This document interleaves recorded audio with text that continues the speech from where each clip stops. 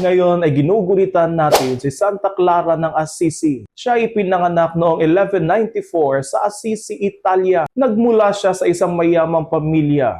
Ngunit naantig siya sa halimbawa ni San Francisco ng Assisi. Iniwan niya ang marangyang buhay upang ganap na ialay sa Diyos ang kanyang sarili sa pamamagitan ng kahirapan, panalangin at simpleng pamumuhay. Itinatag niya ang orden na kalaunay nakilala bilang Poor Clares o Orden ni Santa Clara. Pinili nilang mamuhay ng walang sariling ari-arian, umaasa lamang sa Diyos at nakatuon sa panalangin, pagsamba at paglilingkod. Para kay Santa Clara, si Kristo lamang ang tunay na kayamanan. Kilala rin si Santa Clara sa kanyang malalim na pananampalataya sa tunay na presensya ni Jesus sa banal na Eucharistia. May pagkakataon na nanganib ang kanilang kumbento dahil sa pagsalakay ng mga mananakop.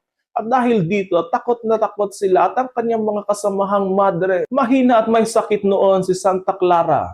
Ngunit hindi siya tumakbo o naghanap ng ibang sandata. Sa halip, lumapit siya sa banal na sakramento at nanalangin ng buong puso. At pagkatapos, iniharap niya ang banal na Eucharistia sa mga mananakop habang humihingi ng proteksyon sa Diyos para sa kanyang mga kasamahang mga madre at sa buong lungsod ng Assisi. At dahil dito, ang mga mananakop ay umatras at hindi na pinsala ang kanilang monasteryo. Ipinakita ng kanyang buhay ang matibay na paniniwala sa kapangyarihan at presensya ni Jesus. Itinuturo sa atin ni Santa Clara ngayon na hindi nasusukat ang tunay na kayamanan sa pera o ari-arian, kundi sa pagiging malapit sa Diyos. Sa mundong laging naghahangad ng mas higit pa, inaanyayahan niya tayo mamuhay ng simple, malaya at kontento kay Kristo. Santa Clara ng Assisi, ipanalangin mo kami.